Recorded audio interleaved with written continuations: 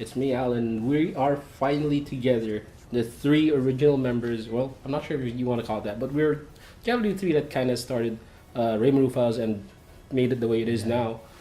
So here's Lewis. What's Hi up, guys. And here's Chad. Together. And to commemorate the first time we've come together in like 6 years to actually do a podcast. 6 years. We just started like 2 years ago for our podcast episodes. Yeah. Okay. Yeah, we did. Fine. So Hey, we did like one episode where it's only two of us. yes, But but it was during the middle of major, as far as I know. yeah, that was middle of majors and it was a shit podcast. So let's not remember that. Oh, All right. Anyway, so yeah, for those of you that might not know us very well, this is going to be your big opportunity to get to know us because this podcast is all about our taste in games and which games exactly formed them.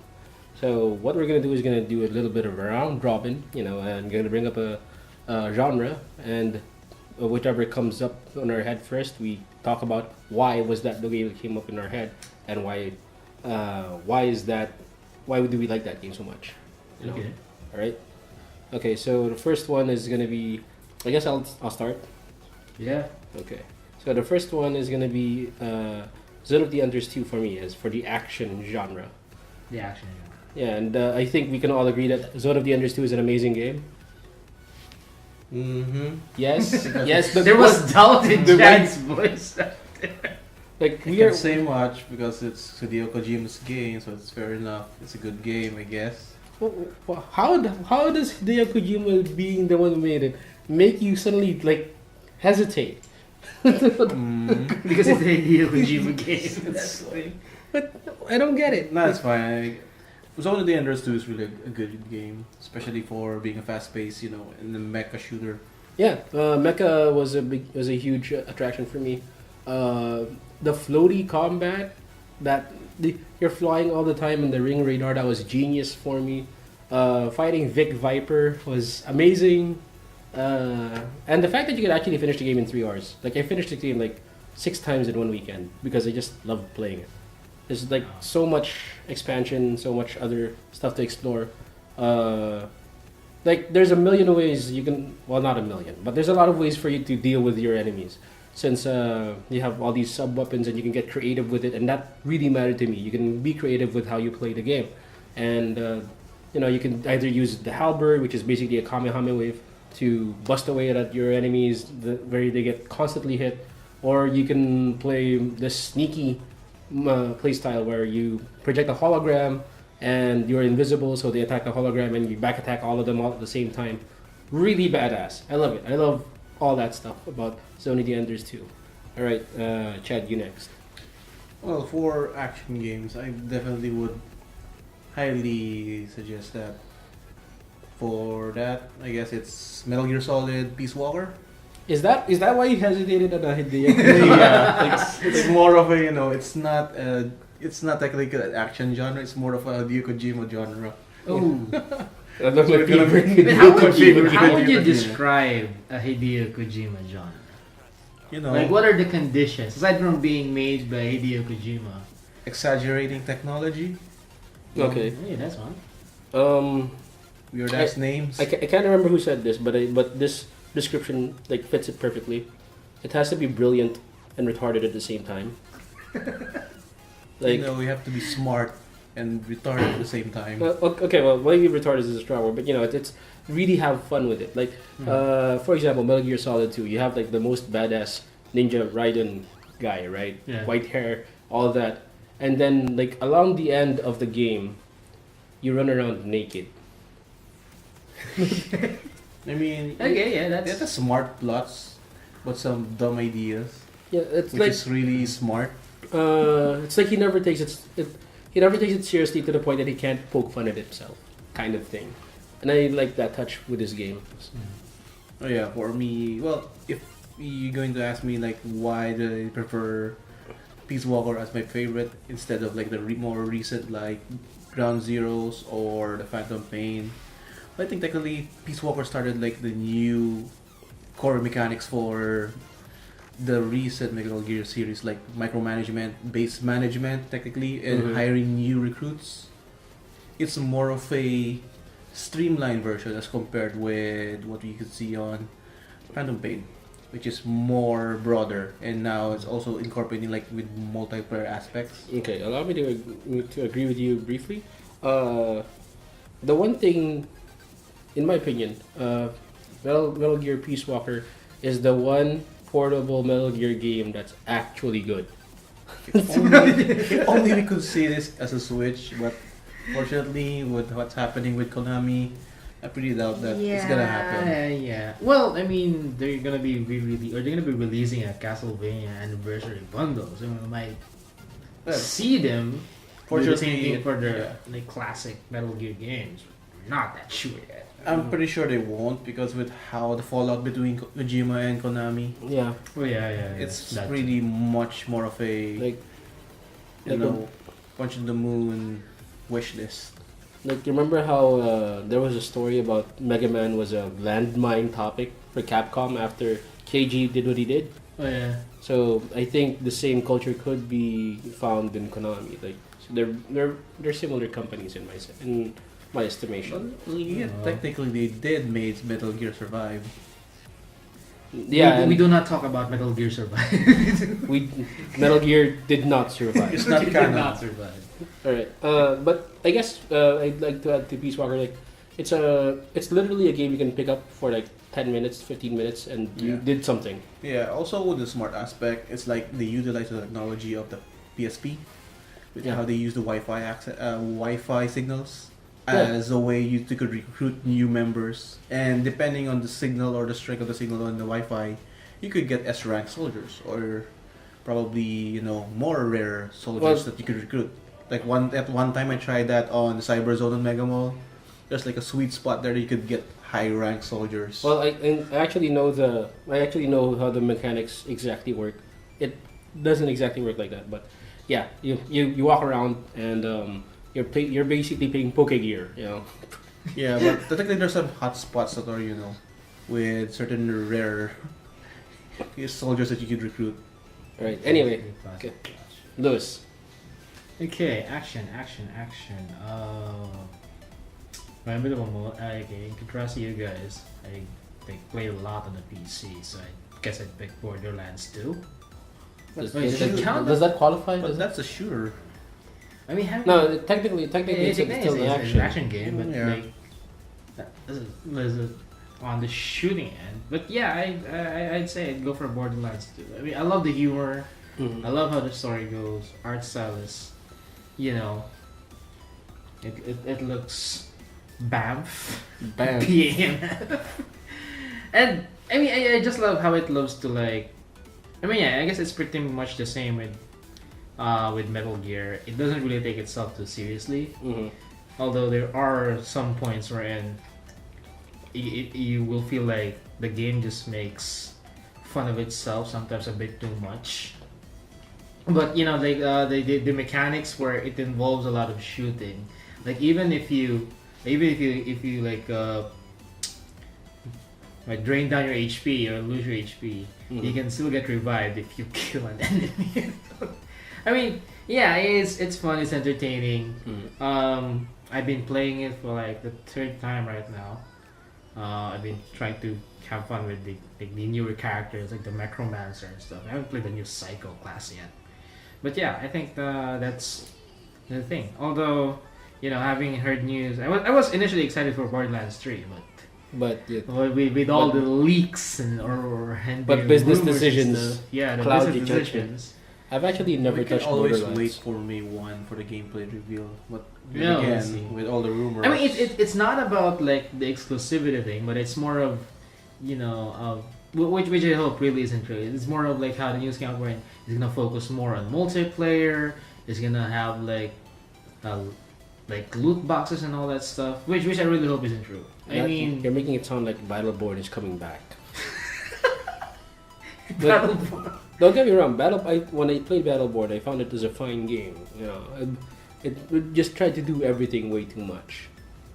And yeah, it came out the same week as Overwatch, so or at least at the same era as Overwatch. So yeah, same month. Yeah, like they were like 2 weeks apart. They were like 2 weeks apart. Unfortunate end for Battleborn. It really didn't Yeah, we didn't get to shine.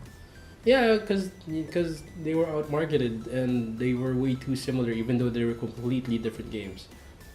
They really were. They really were. People will start comparing, especially if there are actual similarities in the art direction and. And released I think it's more of the Especially- gameplay, like the core gameplay mechanic. Well, you can say that Valor is more of a mix with the MOBA. Yeah, it's more of an FPS MOBA. Because that's why I would call Overwatch a hero shooter. Lewis, you. Okay, that was my bad. You Going back. Shaq really just. Okay, he just drank water, and I don't know if I'm gonna edit that out or not. Probably not. Nah. But anyway, yeah. So Overwatch is more of a hero shooter, because it focuses more on the shooter aspect, and it has hero mechanics per character. Now, Battleborn literally has a map where you defend an ancient Okay. per side, and you put up towers. You have upgrades. You level up your skills. So it's pretty much like I'm not sure if a lot of people have played this. Super Monday Night Combat. I have not. Are you played familiar? that. Yeah, you're not familiar. So it actually has that mechanics where you have lanes, you have towers, you have a main base, Uh-huh. and everything is done first-person shooter style. Oh, okay. That's how it works. It does have like the hero shooter thing element where you have unique classes, each with their different abilities and stuff. But yeah, it's just too bad. I mean, Super Monday Night Combat really didn't get a lot of support. It could have been, like, it could have helped. Well, it might have helped kickstart the Overwatch hype. Or together with Team Maybe. Fortress 2. Overwatch is Maybe. dead now, though. We don't know. Anyway, all right. Moving on. What's next? Okay. Next is gonna be RPG. Chad. Well, it's kind of tricky for me, especially. Well, I've been playing a lot of RPGs for the past year. Yes. I would say my favorite would be. Okay. Remember that the title is "Define My Taste." No, well, it's still how to find my taste, my favorite. Yeah, I mean, but it's his favorite. yeah, All right, go on. that's my taste, man. No, Yeah, don't judge my taste. I'm just trying I'm to not guide. judging your TD anime. Ooh! You don't get to judge that. No one does. But anyway, I would say maybe it could be Bravely Default for the 3DS. Uh-huh. Well, not because it's more of a homage for the classic Final Fantasy games.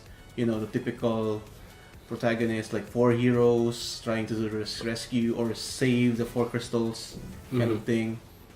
But it makes it more, more just like not just a homage, but also like a celebration of what classic JRPGs are. When they create like the job system, re-enhance it, and then makes it feel like you're actually playing, or you're actually gonna miss the old school Final Fantasy games. That's Like true. for example, from 1 to 6. Yeah. Way before jumping to the 3D realm. And then you can also hear the kick-ass soundtracks, like how they made the soundtrack really good and more instrumental on the story plot, or giving more emotions on your playthrough, like how they did with the ending and how it has connection with the theme songs of your characters. It was really good, and it was like a hidden gem for a 3DS. And for me, kind of like how they still managed to make a really fun game based on the classic mechanics and classic plots. Okay, I would, considering the context of when it was released around circa FF13. No, actually, it's Yeah, it is. no, it's actually around 2015. Alright, Circa that's FF13. confirmed. No, we don't count that. We don't count the sequels. Now then, And it was Bravely Default. All right. Anyway, I'm just checking. yeah. I mean, it was produced during a time that turn-based combat was kind of taboo. yeah, would it's say. like game developers are now shifting from the traditional turn-based to more for real-time combat. Yeah. Okay, it was in 2012. Or 2012. Well, There you go. Okay, It so was it was first really- release. so 13 or released on 2010, I guess. So Bravely Default was released around the time where everybody was trying to be a Western RPG. For real. Yeah, people are trying, to be like the next Skyrim, Next. Yeah, next the- Witcher. Yeah. The typical hack and slash. Yeah. Yeah. So that was I could understand how that was a super big breath of fresh air.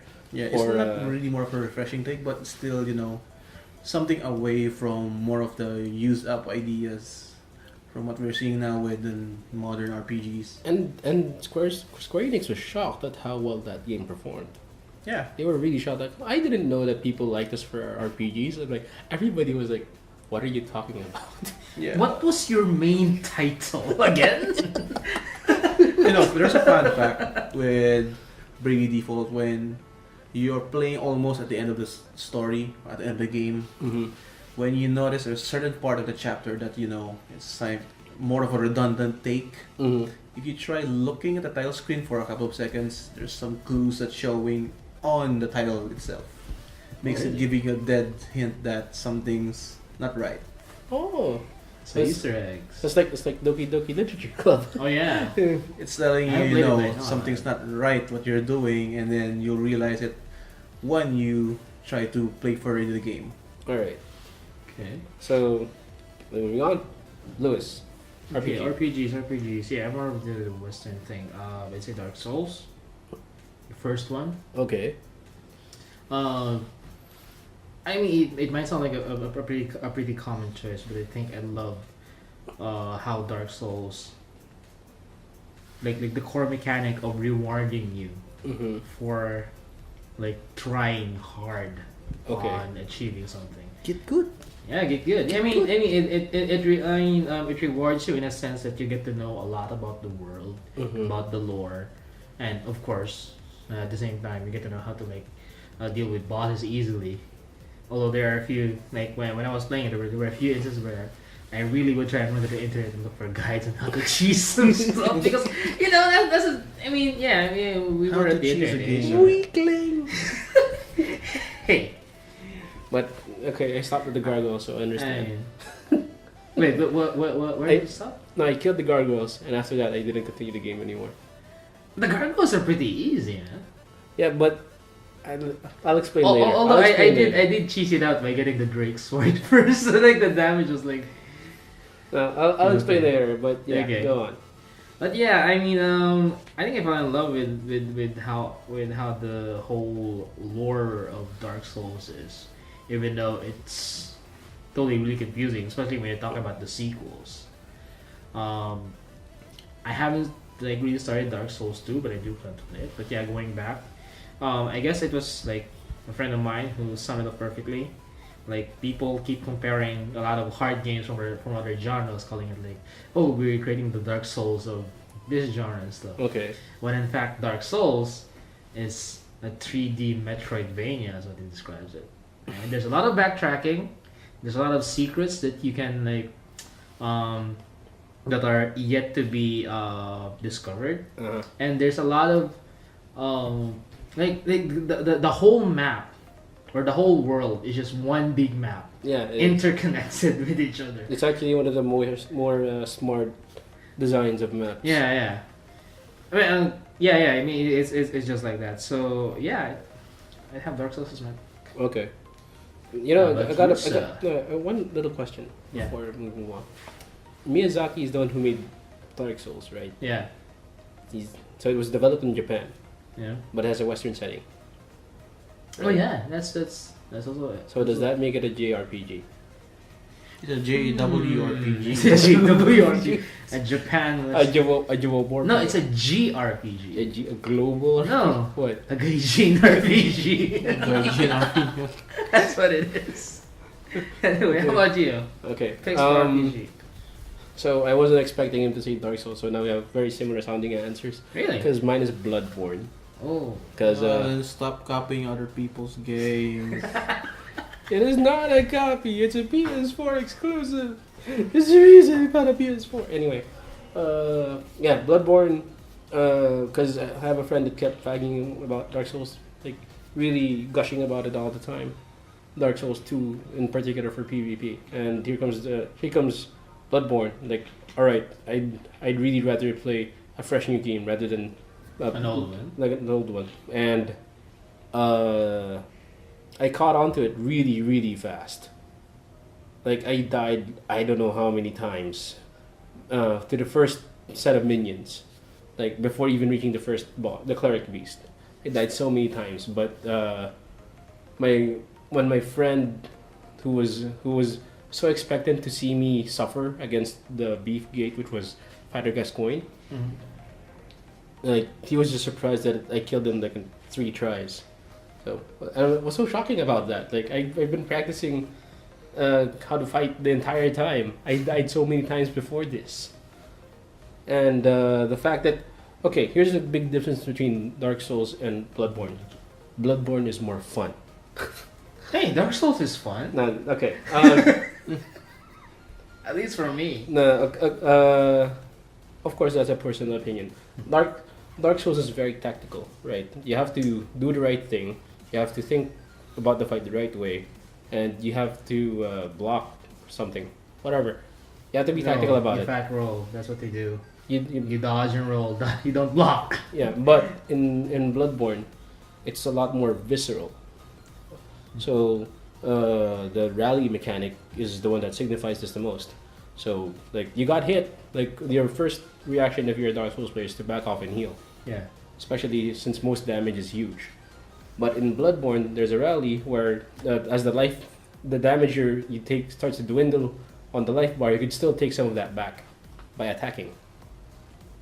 So it's sort of like a life So steal like thing. yeah, it's a lifesteal. It's a lifesteal mechanic. So like, are you gonna back off or are you gonna man up? Because that thing's gonna die in the next few hits. Like, and that made it like it made me more aggressive. It made me want to fight more rather than figure out how this guy fights. No, he's gonna die in the next like few slashes. I don't care how you fight. You're gonna die, and more fun. Like cutting into things is more fun. Transforming weapons is more fun. Heal that doesn't do this. Just this, Yeah, like just just stabs yourself with a syringe. You have no time to drink. You have to Yeah, you just have to stab More yourself. fun. stab yourself. The game being so much more fast paced and all that just really sold it for me. And you know, like the change in setting, all that, it just helped beef the game up to me. I really got into it. Like I finished the game like 3 times, and then I made a customized account or a customized file for PvP ideally. And then I made the ultimate weeb account. Now, so what happened was I found out there's a sword there that's for weebs. Really? So Yeah. like a katana or It's a katana. okay. It's called Chikage. It also turns out to be one of the best weapons in the game. So, and it's based on blood. But so Well, isn't everything in Bloodborne based on yeah, blood? no. Like Oh, there's the one weapon, there's the one melee weapon that gets stronger for blood stats, or it's called blood tinge. Oh. Everything else is scaled either on skill or dexterity, skill or strength. So there's the one, because what happens is you coat your weapon with blood, and you go full edgy boy mode. Your life starts to drain, but your attack is like super beefed up. Like I gotta make a Mirai Kuriyama out of this. Hey, there's the same mechanic using that. I think in even in Dark Souls 1. But yeah, you also use a katana. You upgrade it into some form of blade, where each attack will drain your life, but it gets to be like you deal a lot more damage. Yeah. The more health you lose. Okay, well, something like that. It's like full edgy boy mode, right? Full edgy boy anime mode. And I loved it. Like same thing as Zone of the Enders. Like there's so many builds to explore. There's a lot of ways to play, and I got creative with it. And eventually, I was one of the better Chikage users among our friends, because they were shocked that I was just using the Chikage to kill everything. Everything. All right, so that's it for me for action games. For RPG. That was an RPG because you create a character and that character makes choices in the story. That's why it qualifies. That's why it qualifies, No. Chad. That's why it qualifies. So technically, you're saying that Tetris is an RPG because my role as a brick master is to get Affects more everything lines else. to affect the landscape of my world. No. Tetris is an art game of bureaucracy and logistics. So it's symbolic of you managing the schedules of your resources. So technically, it's a sim game. It's a sim game. Yeah. And you know that the bricks have names. Yeah, they do. Like I found that out recently because thanks to Tetris 99. Yeah. That's why it's an RPG because they join your party. See, it's an RPG. That is And an you RPG. put them now. in like turn-based system. It's because it's one Because third of the. like the straight line is the slowest because it's I- more or less. I get that you're frequent. calling me out because you think I'm stretching the definition of RPG, but no. Alright. What's next? Alright, so it's gonna be. The next one is gonna be strategy or tactical, which is you first. Me? Yeah, you. Okay. Strategy game. Huh. Which one do I really like? I mean, there's quite a few. I mean, I do play strategy games casually. Well, you could say you just don't have one, and like disappoint I might yourself. have two. Defensive. Yeah, no, I might really have two. Okay. Okay, I'll start with. I guess let's look first with Company of Heroes All right. because it deviates from the usual like resource gathering mechanic to more of a point secure mechanic for getting resources. Mhm. And I also love the realism Okay. of like the elements in the game, like the soldier formations, the Mhm. vehicles. It's based on World War II. Okay. So that's a thing. But I think I would in terms of like my overall top choice, I'd go for Warcraft 3. Again, I think I'm just more of a lore buff when it comes to video games. Okay. And of course, Warcraft is one of the franchises that has a very, very extensive, deep, and just fascinating lore. Like everything is built from the ground up, from the creation of the world and all that stuff. Although, like I guess because of World of Warcraft, things are pretty much crappy and messy now. But yeah, I guess I'd go for Warcraft 3. I play it casually from time to time. I still have a copy of it via Battle.net. And also, yeah, partly also because of the humor that the games have. Okay. Like there are really times where I just like click on a unit over and over just to The get hidden their lines. humor lines, the hidden lines, and all, yeah. that, and all that. I can't say a lot about how the mechanics are because again, I only play like, strategy games in a more casual sense. Like even if when we do like PvP with my friends back then, it's more of hey guys, no rushing for like 10-15 minutes. Let's just maximize all our builds and just select everything and right click on something. Yeah, That's how we I heard that that competitive the competitive scene didn't like Warcraft 3 that much because of the heroes. Oh yeah, they had the hero system implemented compared to like 2-1, I think. But compared to they have heroes and compared to StarCraft, it's like just straight up whatever, man. Like you don't have to rely on your heroes. You make your own units, all that. Yeah. So having you have to level up the hero, and the creeps are kind of random. So there's no optimal way of playing the hero. That's what I've heard. Like that's like way back in university days. Okay. Well, it still has a thriving professional scene. It does. Oh, okay. Up until now, people are still playing Kakarate. Mostly from the east though. Okay. South Korea is a Chinese people. Anyway, up next is Chad or you? No, No, you. yeah, because we're doing the round Yeah, robin yeah. thing. No, it's You. more technically random turns now. No, I'm tracking. Alan, I'm tracking. Alan. Like, Right. anyway, so No, it's Alan. actually, this is a bit of a toss up, but if I was the other, I might have picked what's that other strategy game? Command and Conquer. Oh, which one? The one where the units actually level up. It's generals. Generals. Oh yeah. That was a really great strategy game, but I don't hold that game to as a standard compared to this one, Final Fantasy Tactics, because I didn't talk about SquareSoft games until now, and I feel like I should have, because a lot of my formative year games were SquareSoft. But Final Fantasy Tactics is one of the games I could never forget because of how it just does a lot of things right. Great characters, great story, expansive system. Like I created the ultimate evader as my protag. Like even responsibilities you could evade it. Now, I just wanted to explore like what the possibilities of builds are in that game. So of course the initial one you make is like the ultimate attack power guy, and that got boring. So I started making like all these specialties. There's a summoner that doesn't run out of MP. There's a archer that teleports. and has the break skill, so they can destroy gear from a certain range. Oh, you mean dual wielding your Excalibur?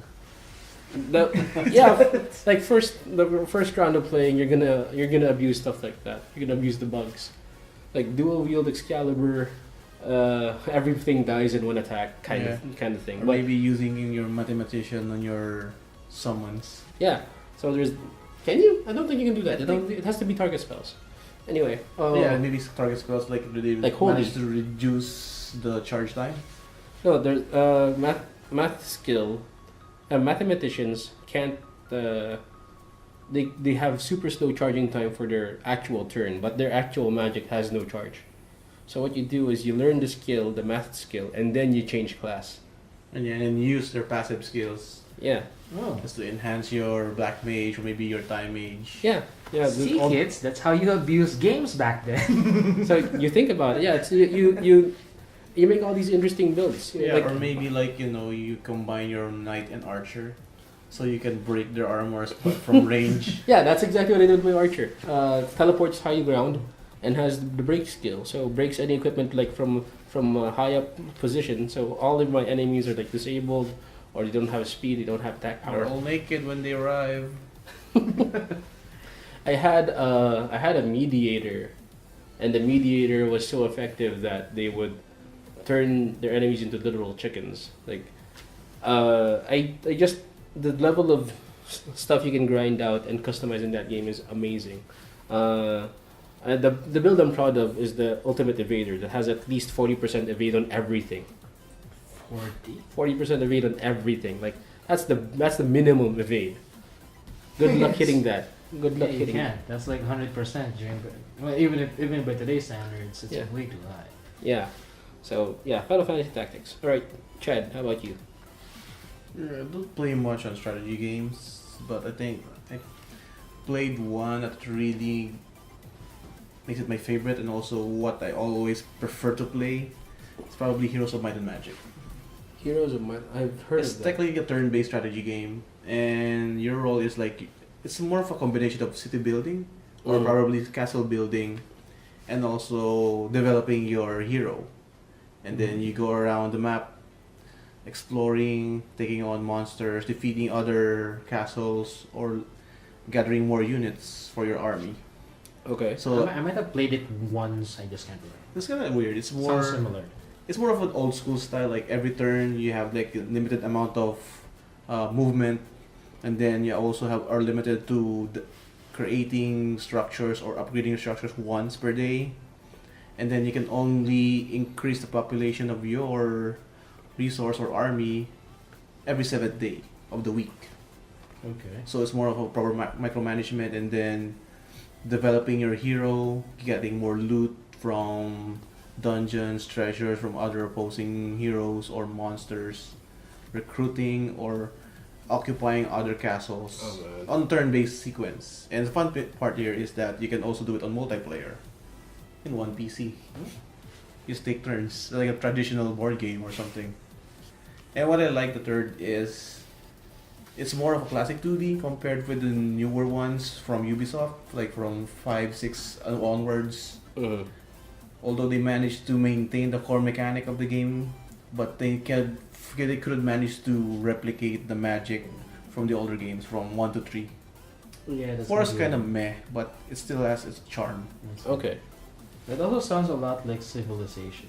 Technically, Or am I Kinda. getting yeah, things wrong? technically it's like Civilization, but more streamlined and focused more on heroes I see. instead of Like choosing full- you the option of being diplomacy, Right. bureaucracy, or maybe on war. Yeah. Right. This suddenly came back to me, Yeah. and I have to share this. For Final Fantasy Tactics again. I played it so many times that that seasonally, I would create a new file.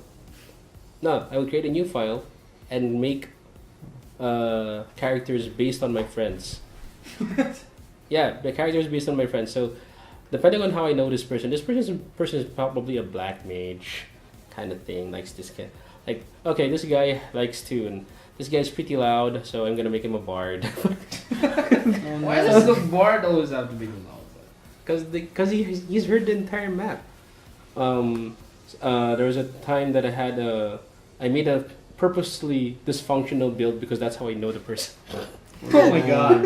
Anyway, Or I just wanted to that share guy. that. Are we supposed to mention names? I hate to be that guy. No, No. no names, but it was basically a knight with black magic, something like that. Like your magic is crap.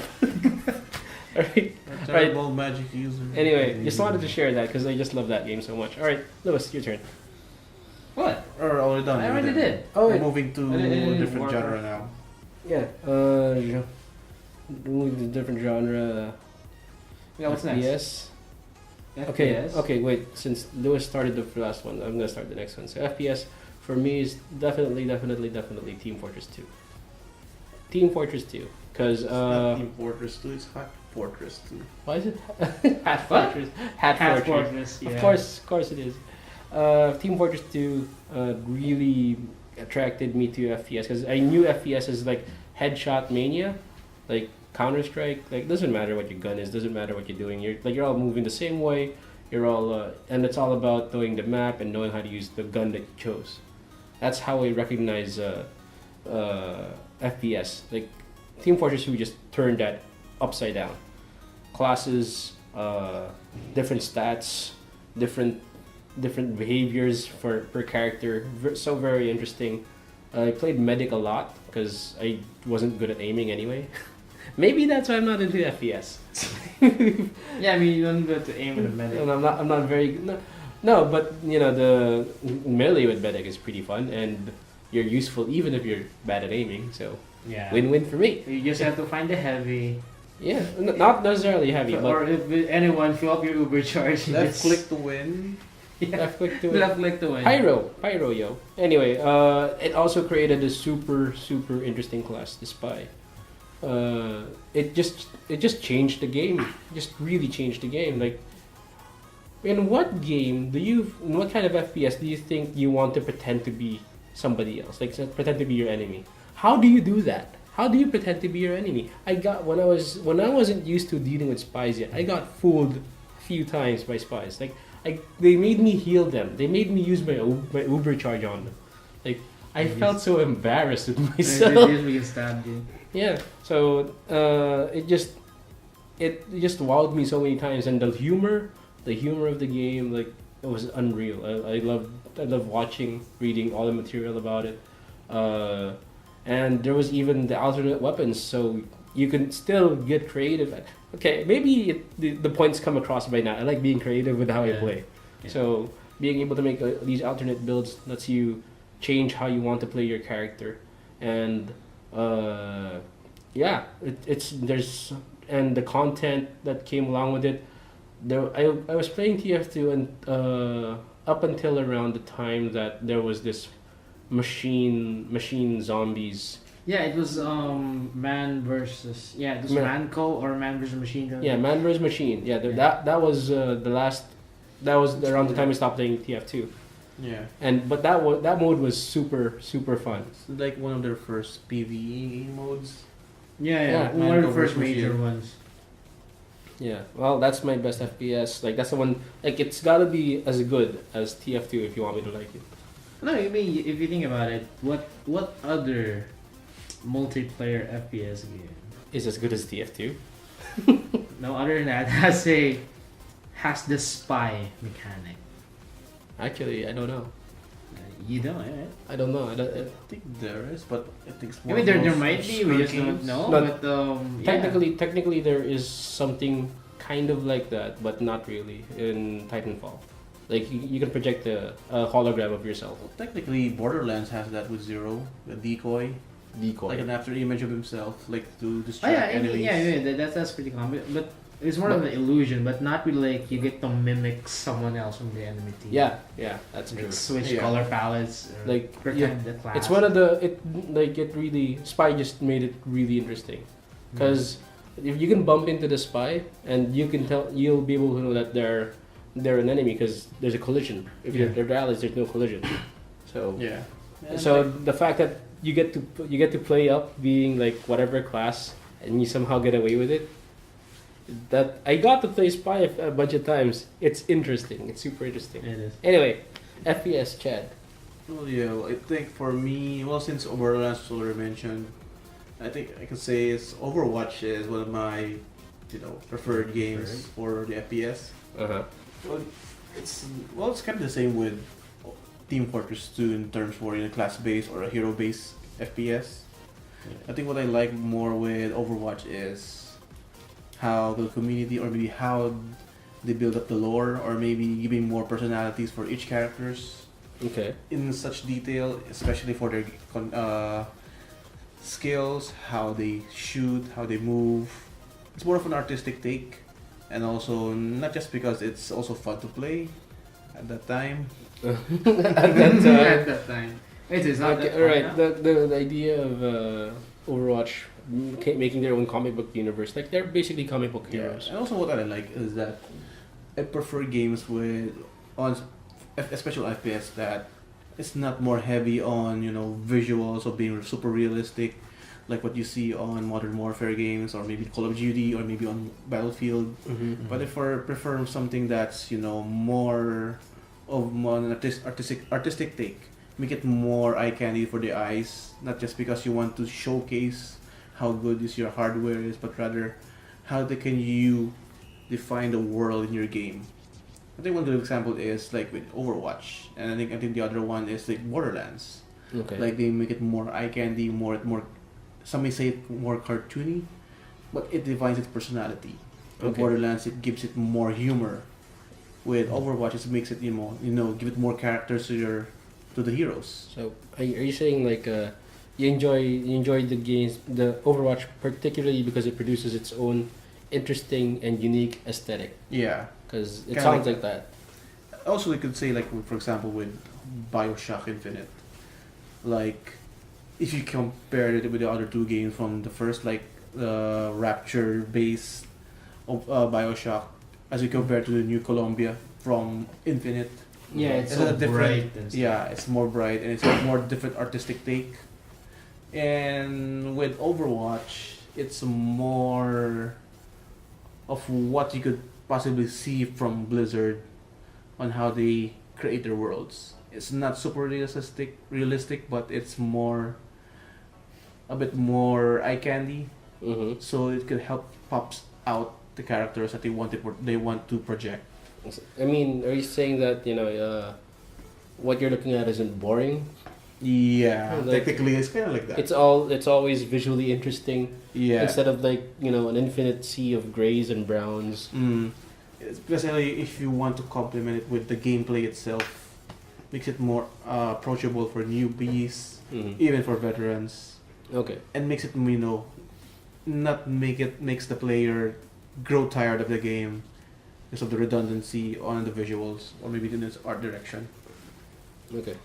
I guess that means it was his turn. Yeah. Yeah, it's my turn. It's a bit contrast to Chad's pick. Actually, in terms of FPS, I did mention Borderlands 2 earlier, but I think I'm for an actual FPS thing. I'd say I'd pick Modern Warfare, so Call of Duty 4. Yes. I was about to say. I was about to judge you, and then you said It's four. the only Call Yeah. of Duty that matters. Yeah, not Call of Duty matters.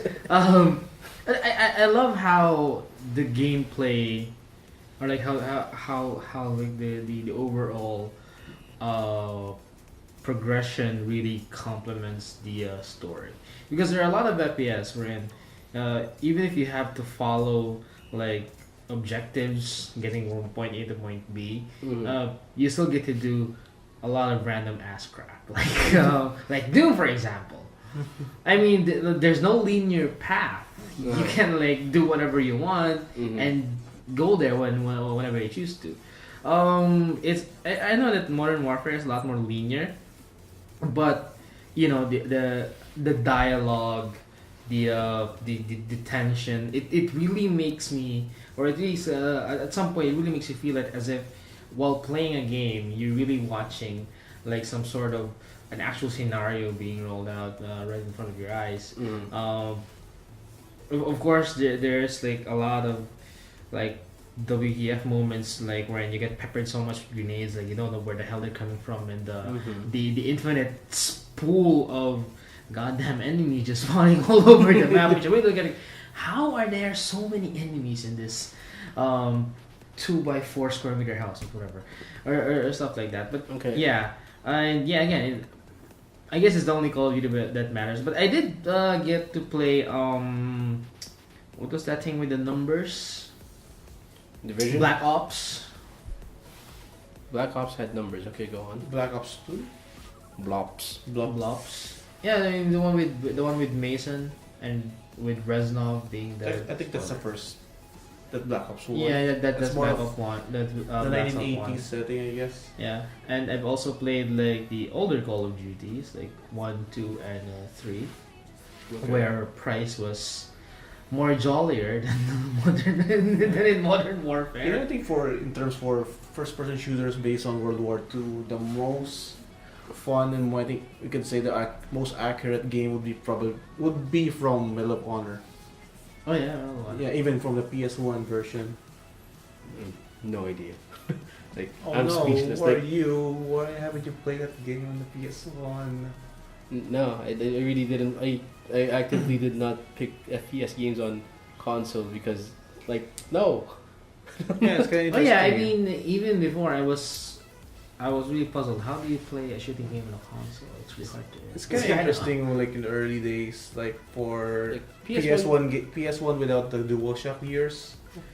Technically, you can still move, but in a different way for your directional. And then there's a button for aiming, where you stop, and then when you use your directional button, it changes. moves your view. Okay, like don't get me wrong. I played Armored Core. I loved Armored Core. In fact, I'm a little ashamed that I didn't put Armored Core in here. I played Armored Core, Project Phantasma, and you know I know how to play shooter game with a DualShock. That's one of the more complex controls, right? Oh, so, yeah. So that, but without and PS1, I had controls that didn't have the sticks, so I really couldn't imagine playing an FPS that's solely just aiming. That's generally aiming. That's why I avoided FPS games on PS1. Okay. What's your FPS pick? All right, I already said TF2 a while ago. Like, Oh yeah, TF2. but I'd like to add, Yeah, like yes. on COD4, I believe that they've been trying to reproduce COD4, like the explosion of Call of Duty 4, for the longest time, and they've just failed every time. Yeah, I think they tried Yeah. with a lot. Yeah, a lot. I mean, after Modern Warfare 2, they've been following the same exact formula. Yeah, like you have the flying vehicle bombardment section. There's the part where you use the drama. big gun, the part where there's like some sort of controversy going on. The part where, Yeah. So, and during Modern Warfare 4, when I experienced what it was like to actually snipe for real, that blew my mind. Wait, there was the ghillie up. Yeah, thing. yeah. Yeah. In the one with the ghillie suit, and Yeah. you're in an empty building, and like the guy's telling you how to snipe, like watch the flag, and then look for Yeah. the Coriolis effect. Even if you don't know what that is, just believe in it. Just feel it out. Like, it just made a lot of very interesting moments for me, right? Okay. Let's see. Next is fighting, Fighting games. Okay. and the first one for fighting games is Chad. Wait, should it be you? Not, No, because I started. it is. are you randoming again? No. No. Oh, Okay. I'm just switching whoever's doing first, like this way. It's like you're playing Okay. Magic. Whoever loses takes the first turn. Anyway, fighting games. Okay. Fighting games, Alright. Chad.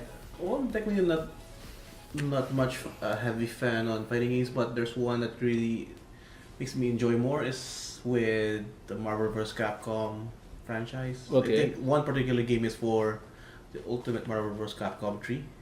All right, fine choice.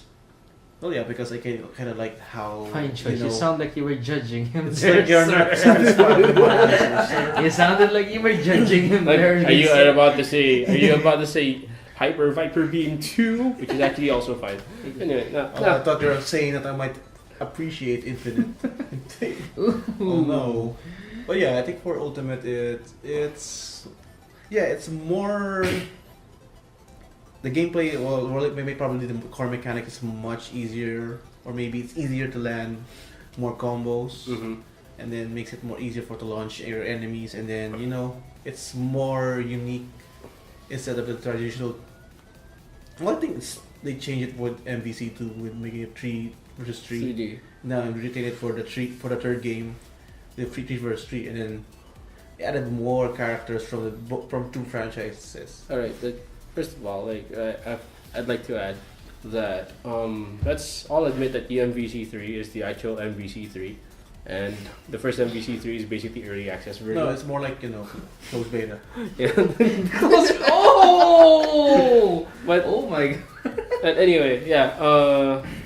Yeah. Okay, go on. Sorry. Oh yeah, well, I think that's much. Although there's one alternative game that I prefer in the early days. It's probably Rival Schools. Oh yes, beautiful game. Beautiful game. I like how they make a story. There's different schools fighting. Mm-hmm. Fighting and making shit with each other, and then each character has different styles based on what they're interested. Like there's one, American dude. Yeah, the foreigner school. The foreigner school, and then there's one, the baseball busty, school. the sports school. The sports school, yeah, the sports school. And That's then- like so Japanese, by the way. And then with like a sequel for the Rival Schools 2. Project Justice. No. The another follow-up game on the PS1. There's 2 additional characters. One is a swimmer, and one is a that's journalist, or maybe a school press. School press, yeah, the camera girl. Yeah. The camera girl, yeah. It's kind of unique with the unique movesets. All right, yeah, it's got More crazier. the campiness is just right. The campy and It's dumb, but it's fun. yeah, I totally agree. And the fact that you could I think that's where the partner switching started. Yeah, technically. Well, I think not mid in battle, but maybe after each round. Each round, yeah, that's how it started, and then the idea started getting more crazy. Yeah, and I like how they make those super combos when team attacks. Yeah, that was a very interesting touch. All right, Lewis. Okay, fighting games. I don't play a lot of fighting games, but I'm sorry. Yeah, I guess I have learned to appreciate Tekken a lot lately, Okay. especially when I get to I get to like get really involved in events such as the Rev Major and a lot of gaming events that feature fighting games. Although back in the day, me and my friends used to like really play Street Fighter 2 on the arcade machine, and also a friend of ours has Tekken 3 on the PS1, so we also like get to play that. And yeah, but yeah, I mean late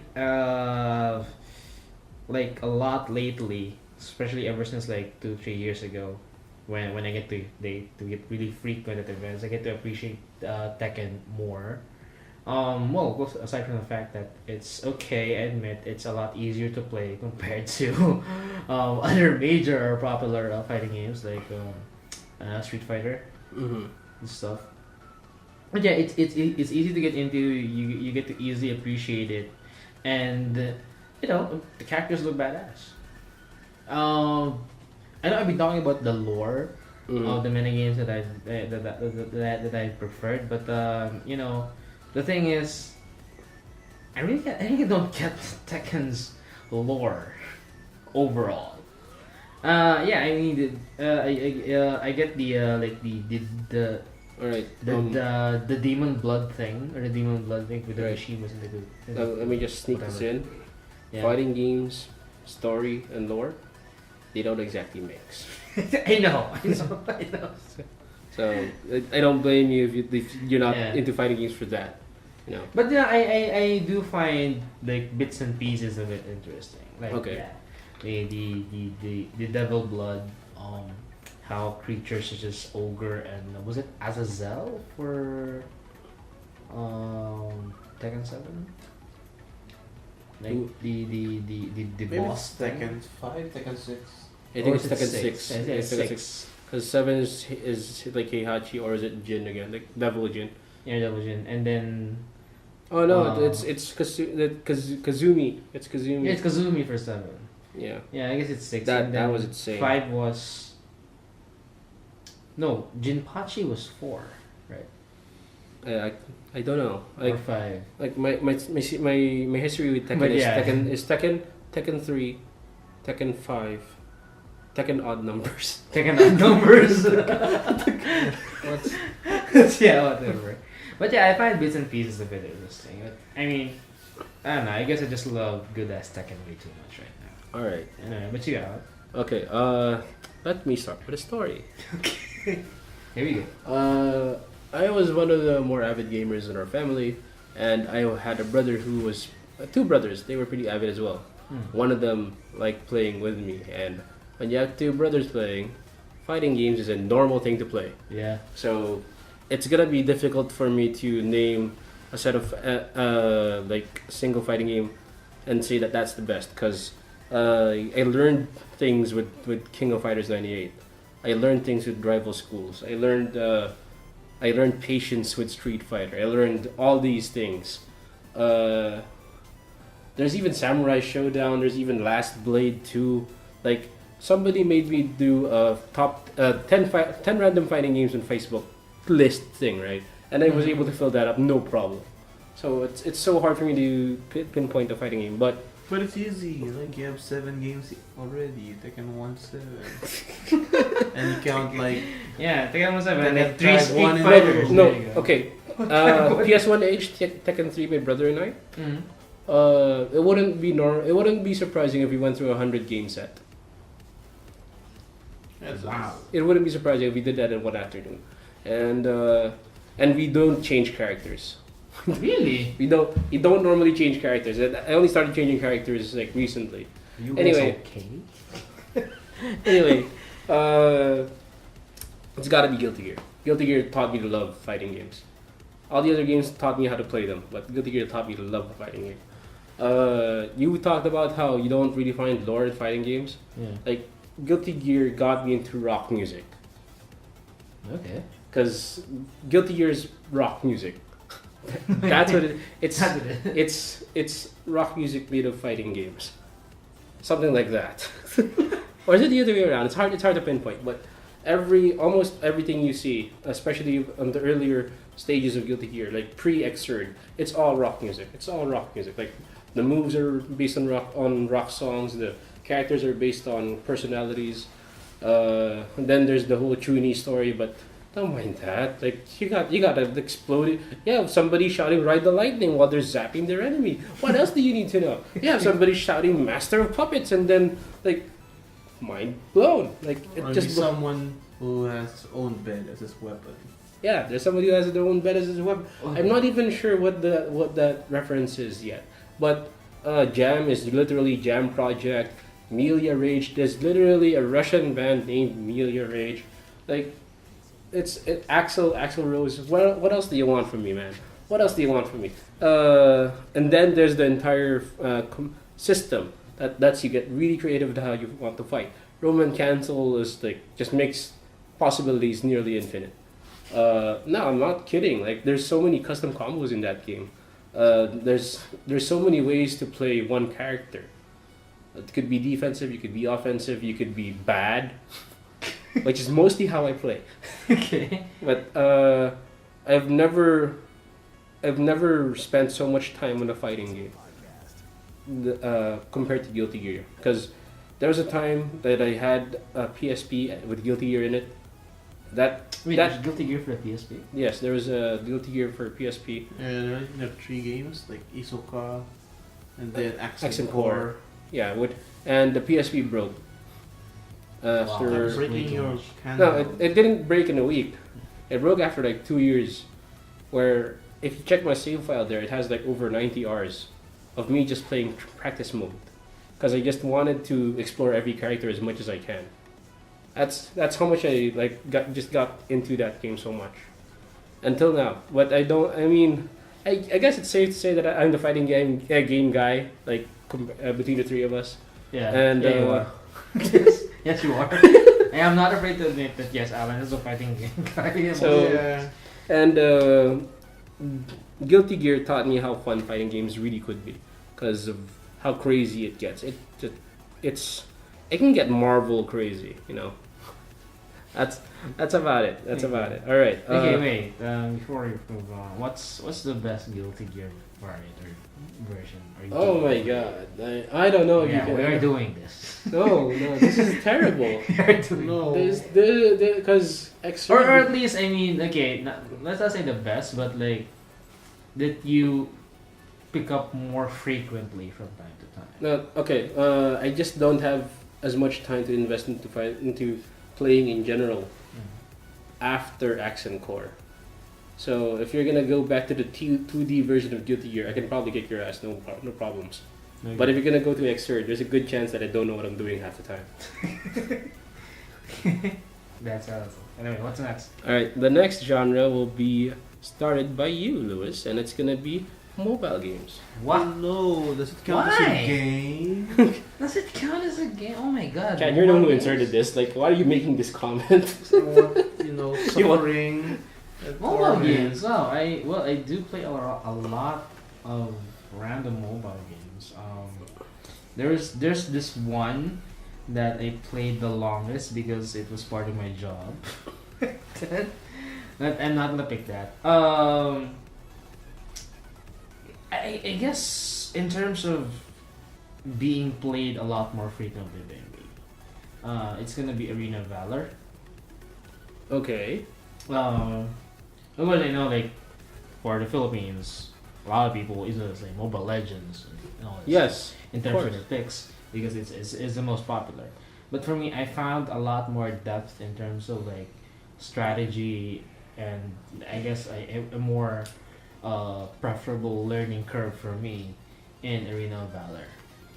It plays out almost at the same level as on a very personal level, almost at the same level as your traditional PC MOBA, where it's not just about like randomly auto attacking stuff. You actually have to take in account the importance of objectives, proper rotations, timings, and all that. I guess it's a more closer clone to League of Legends rather than Mobile Legends. I mean, Mobile Legends, League of Legends do sound alike because they're the Legends name, right? But in terms of like gameplay depth and like the required skill, I guess, to learn it, Arena of Valor comes first. Then of course we have Onmyouji Arena, but I love it because it's like, I don't know, it's weird. Wait, what's that? It's called Onmyouji Arena. It's a spin-off okay. of the Onmyouji mobile RPG. But yeah, Alright. it's weird. You have, I mean, you know, you have characters that are straight up can be placed in Monster Musume. Yeah. I have weird issues. Alright. Alan, how about you? Okay, no, I'm not leaving this subject yet. Number one, Arena of Valor is great. I agree that the Arena of Valor is great. It has a better skill depth, Yeah. but it also has an amusingly bad grind wall. Oh yeah, for in terms Arcana. of I guess getting heroes, you get hit by a paywall. But I guess with the new plan of migrating to another server, getting heroes or new heroes is a lot easier. Hopefully. Although yeah, you still get to grind, but you are rewarded better than what it was with the the previous. It was trophies. okay. I guess we just say that it could have been managed a lot better, Yeah. and that might have been one of the reasons why it didn't do so well here. Maybe not. I already have 21 heroes in my account. Just saying. Not that 21, but more or less 20 heroes. Also, Onmyouji Arena is kind of on the creepy valley. Why? I don't like the models. I don't like how they look. Like I was into it for a while. I mean, which one is kind of Juggernaut there? Which one was kind of Juggernaut? Like the sword lady? Yeah, that's already the one with a really huge Yeah, blade. yeah. I really studied playing her because she was cute. And that's the important point. That's one of the most important things. I mean, 'Cause she's I actually not a usually play like two heroes. One's called Itsumade. Uh-huh. So she's basically like a harpy. Well, Uh-huh. she is a harpy, Uh-huh. complete with the claws and stuff. And Juragumo. Their names are based on actual Japanese spirits or creatures. Yeah. So Juragumo is essentially a half human, half spider thing. In Japanese folklore, she's half geisha, so she lures men, and eats them. Because yes, Sounds pretty Japanese. Yeah. that's very Sweet Japanese. game. Anyway, yeah. Okay. Mobile okay. game pick, go. So stacking on the weebness, I have been playing Fate Grand Order since the day it released in Japan. Of course you do. No, it's actually a really good game in my opinion. It's if you play the American version, the US version, which is what you would ideally play if you don't read Japanese, but since I'm a purist, I'm fine. No, just kidding. No, it's the Japanese version is a lot more generous in terms of free stuff. Not pretty much because it gets tie-ups a lot easier, it gets promotional events a lot easier because it's in Japan. Yeah. So without having to spend, I get a fair amount of whatever of gems for gacha or events that make things interesting. They always make the game more interesting. They always have new content. They always make grind reasonable. Like, have you heard that from a mobile game? They make grind reasonable that you don't have to spend money on it. No. That's super rare. And they get the balance quite right. And the fact that has no PvP aspect. It's turn-based. I can leave it running while I'm working on something. And I don't have to worry about like, hey, are you on for the guild war? Blah blah blah. Like, I don't want a mobile game, to be demanding on my life. I want it to be something that I want it to be something that I can enjoy. So it looks great, like triple S class waifu. See, that's.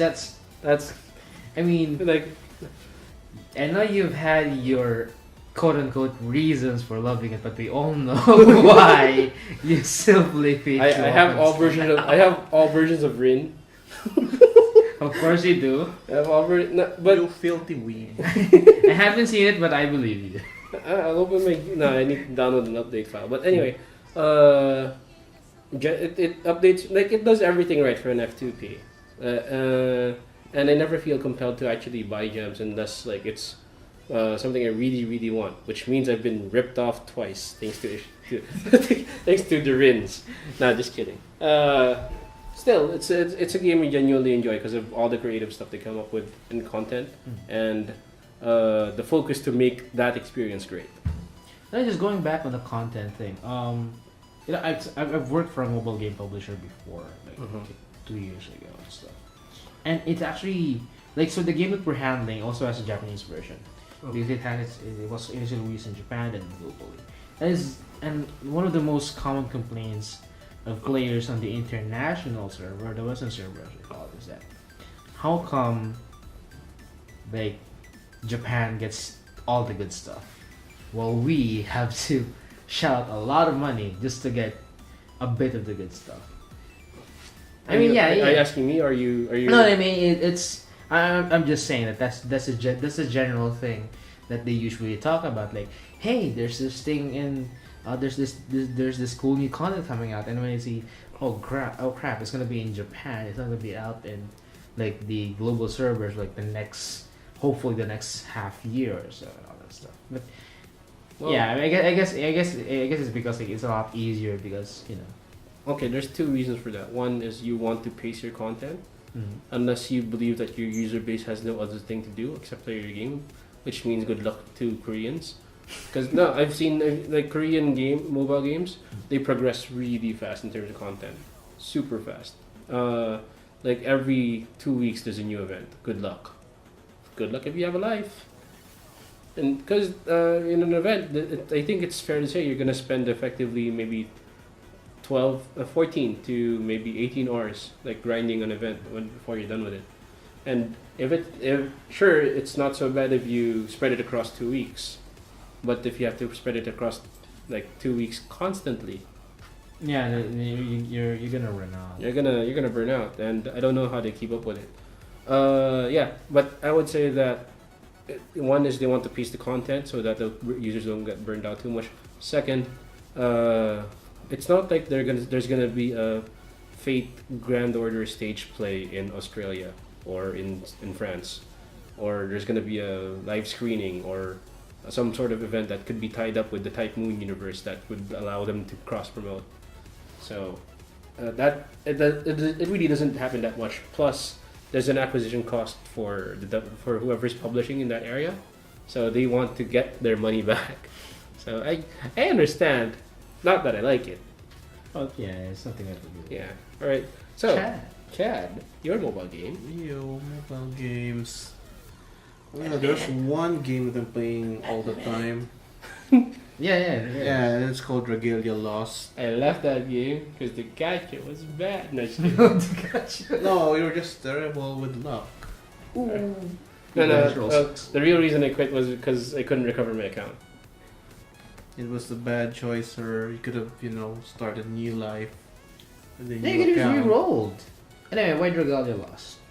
Well, technically, The Girl Lost is a collaboration between developer Side Games, who's known for Grand Blue Fantasy, and Nintendo. Yeah. Because, it's a good idea for Yes. Nintendo to venture more on mobile games. As in, like, lately they're actually selling well, and I think it's a good momentum for them. Now, Alright. speaking of Dragalia, it's technically like a gacha RPG, roll, re-roll, get your SSRs, rare shit. But here, it's more of a mix of a casual and more of a hardcore experience. In fact, that you could play the game in one hand True. because you could just swipe or maybe just put it on auto. You can play it vertically. It's played vertically, It's meant to be played vertically, yeah. and you can just swipe and you just control your party with one finger. I admit that the controls of Regalia Lost is actually pretty awesome. It was one of those unique ideas or actually one of the rare mobile games that are utilizing the touchscreen of the game As a touchscreen. as a touchscreen instead of the dumbass digital Projected controller. D-pads and buttons that it's hard to have a tactile feeling on it and actually control it well. Just a bad idea for shooters. Yeah. But anyway, for Regalia, it's aside from being being a casual game, it's also a casual friendly game.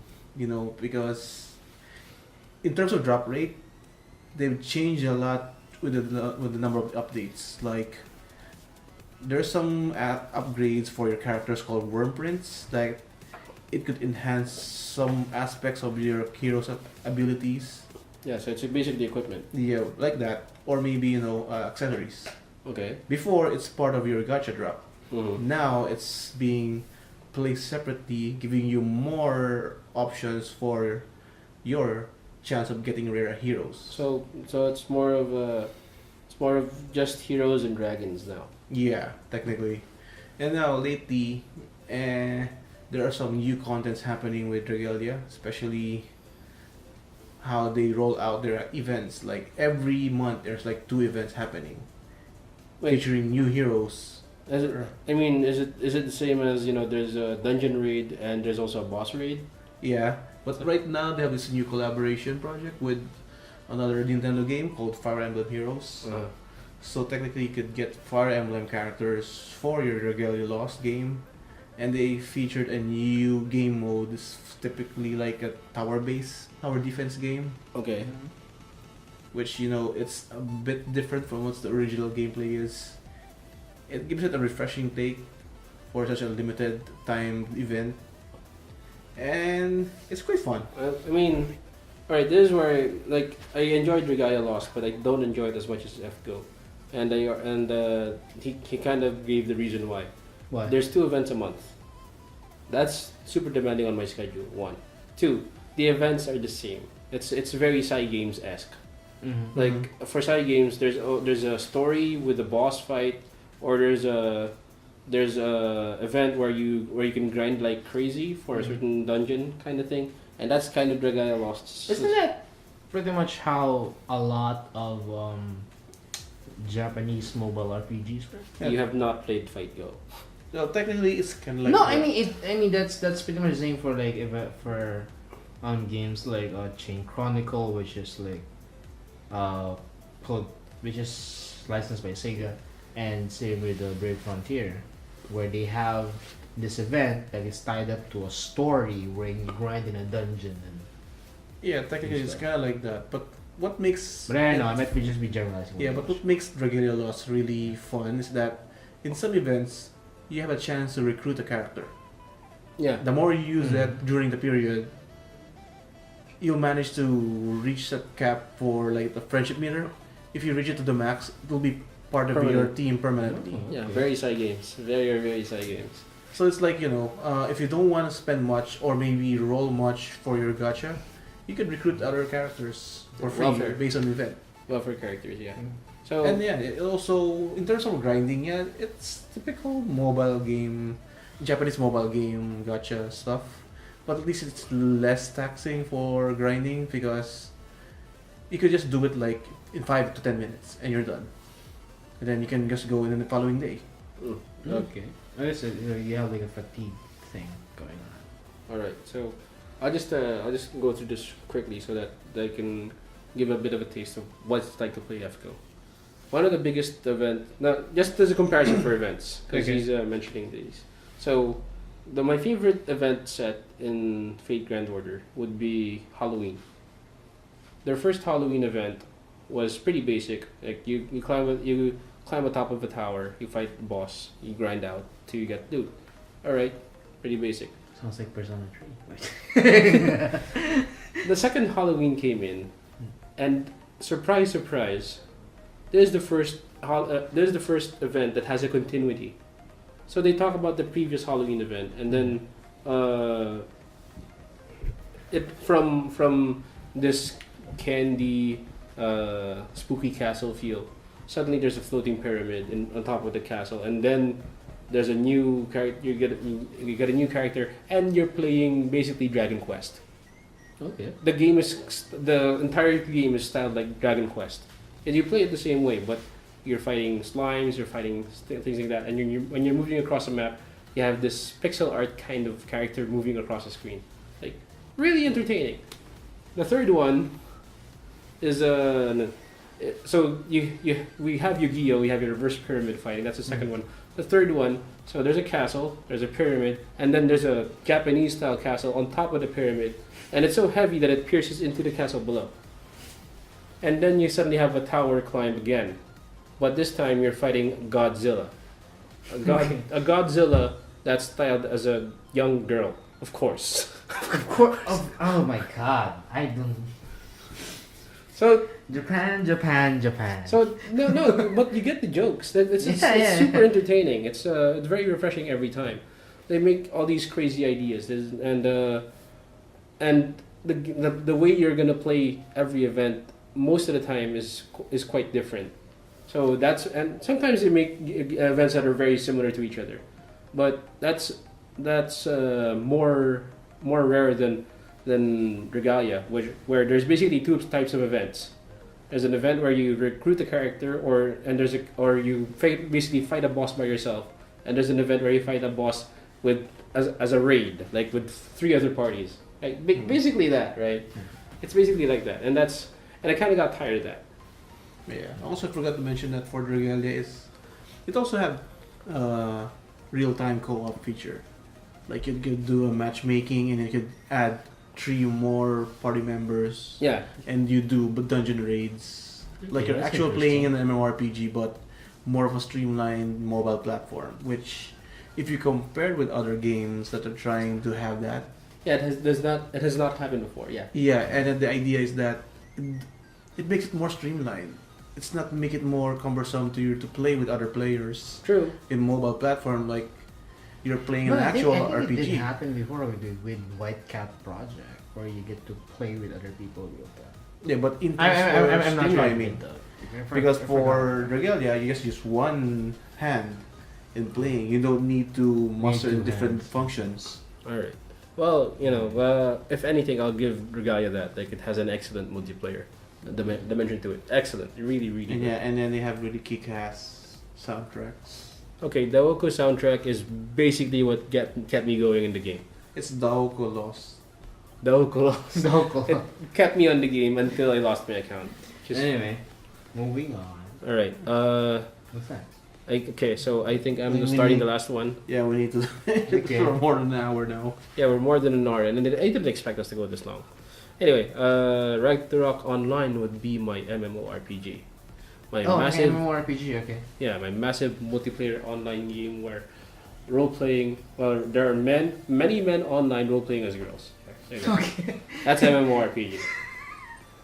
Because catfishing in the Philippines was born thanks to Ragnarok Online. Anyway, Ragnarok Online is basically anime Diablo. Basically anime Diablo. With it's like no matter how you slice it, it's anime Diablo. Don't lie to me. And so old like it's like what 25 years old by now. Really More old or game. less, yeah. It's like, yeah, I know. Wait, They're trying to revive it, but it's like 15 years old. didn't really fare well. You don't revive something by creating something similar and then making it entirely dependent on gacha. That was like kind of why you do that? No, like I mean, there was like last year where someone tried to like bring back the classic Ragnarok. Oh, Yeah. you're not- We all know that.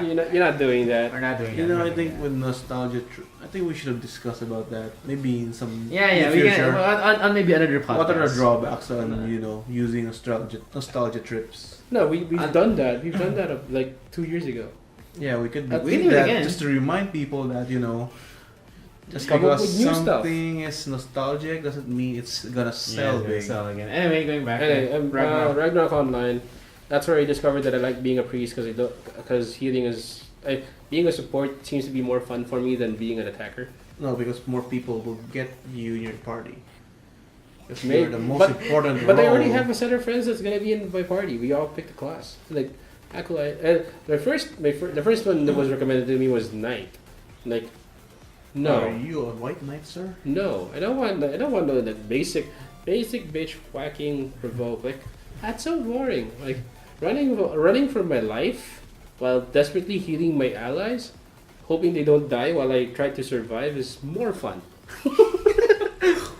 And yeah, but I spent like I don't know a good amount of time in that game. Like I spent high school and a bit of my college in that game.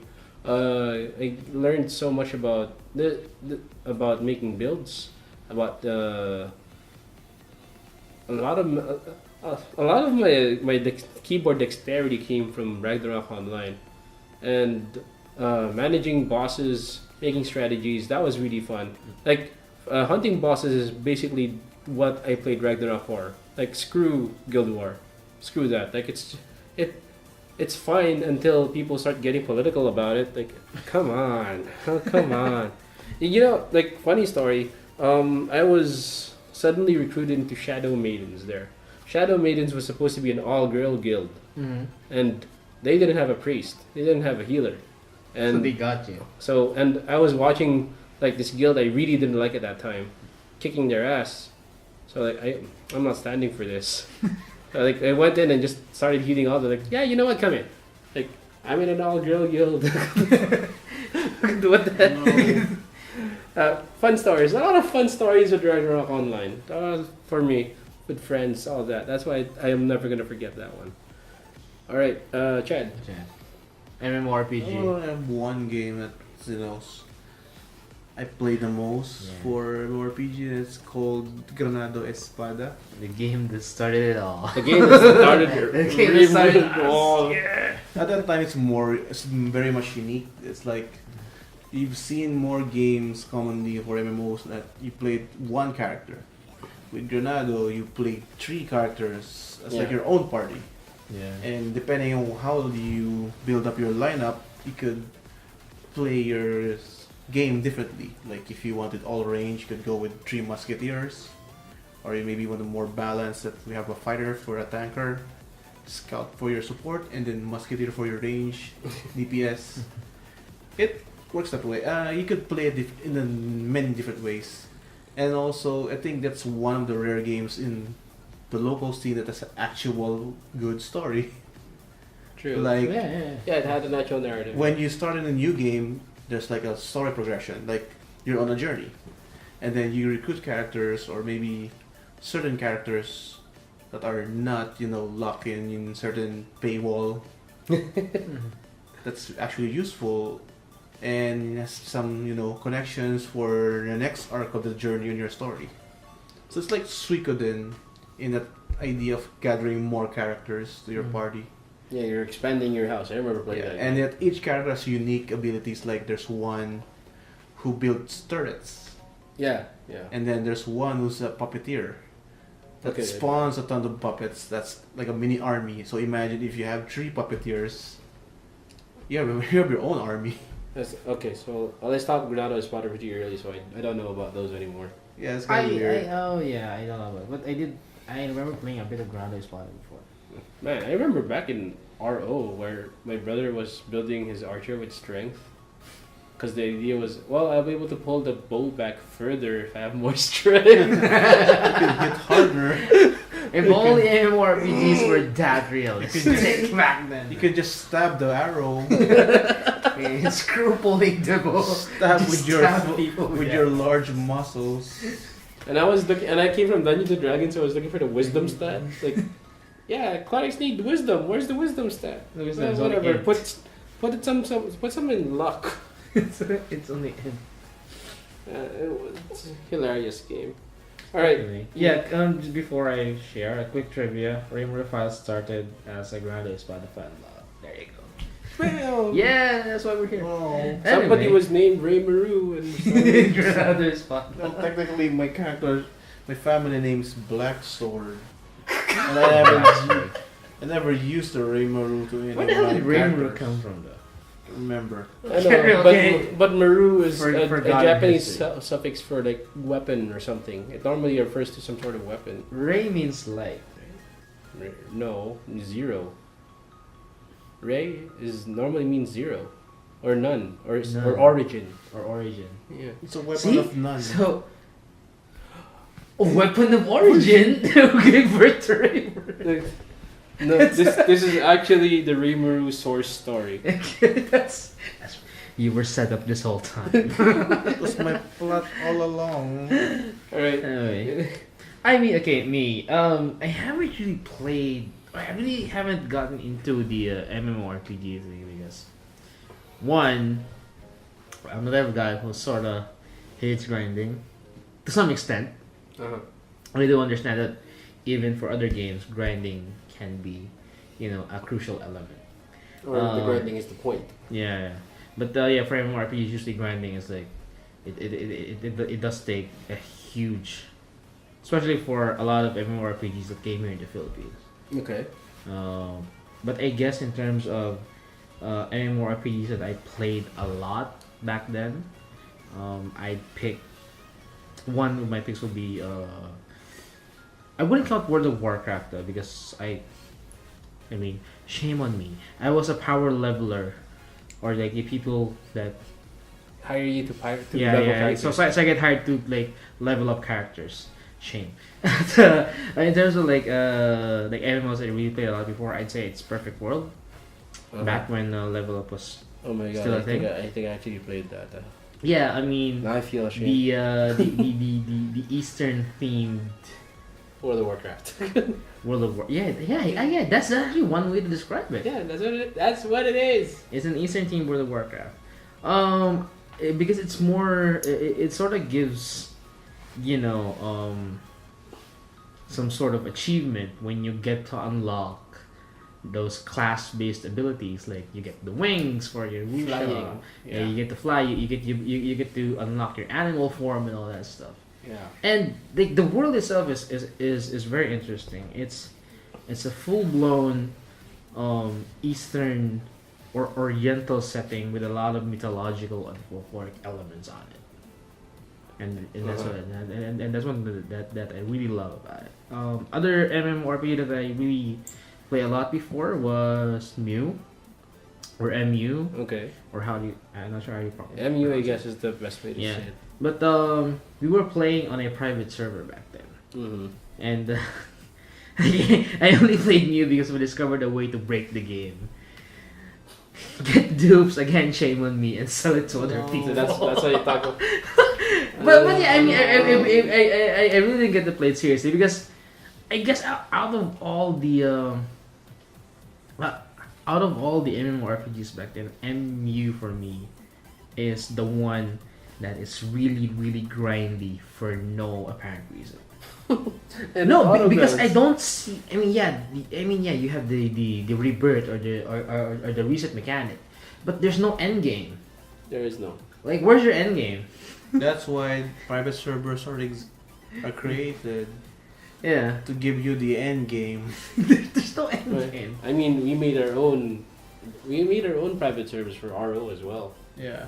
Oh, you did? Yeah, Really? yeah, Cerulean RO, Sangreal RO. I never touched the official server of MU Online. I Never did. play most all of the time on private servers. Yeah, here's the interesting thing because I know a guy who used to hang out in a net cafe that I used to play before, who played in the official servers, Mhm. and he was like, the thing with the official Philippine server for MU, the content is really delayed compared to private servers for some goddamn reason. I was like, how not- is that It's possible? not surprising. Because you buy it by patches. You pay for the patches.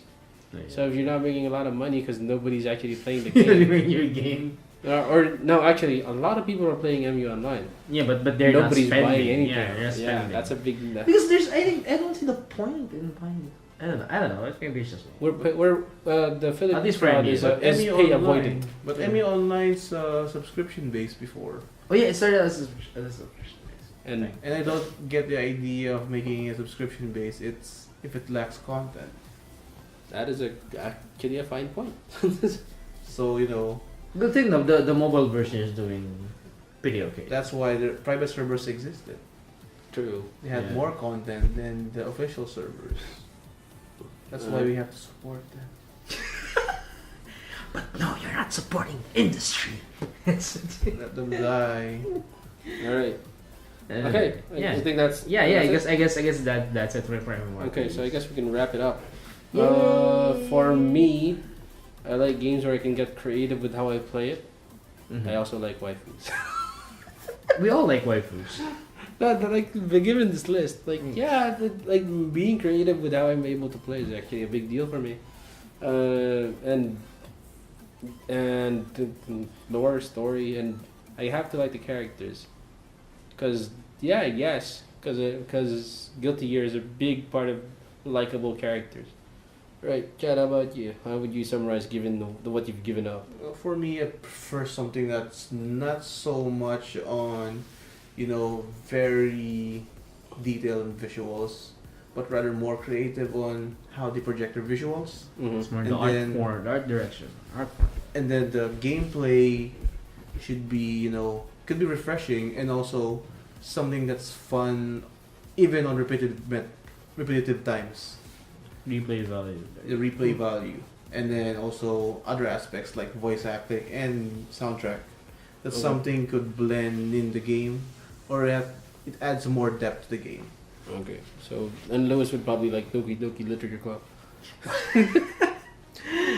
Yeah, I mean, I guess it's more of how the story unfolds of the story, not just the story of the game itself, or the plot of the game, sorry, but more like the world, the elements that are in it, all of these tiny moving parts and stuff. Which is weird because I play Dota instead of League, and League is a much more rich lore, but I don't know. But yeah, I guess that's how. I'm not really into the intricacies of mechanics for video games. Mm-hmm. Although I do find some stuff that's annoying, but yeah, I guess it's more in the lore. Okay, There you go. All right. So, wow. we're very different gamers apparently. I don't know why Yeah. you are my friends. We Well, we might- do have one thing in common. We'll soon find out We're with the other two, though.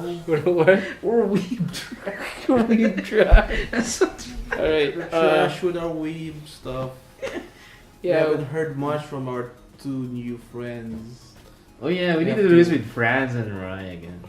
Okay. Well, we'll get them in on the action eventually. Like, logistics has been a challenge. I mean, okay, for those listening to this is actually like 12:30 a.m. right now. This is why these guys are kind of drowsy. On top of the fact that they're handling work for a big event in MOA. So I just happened to be in the area and like, okay, let's do this. You got all of us in one room. Let's go.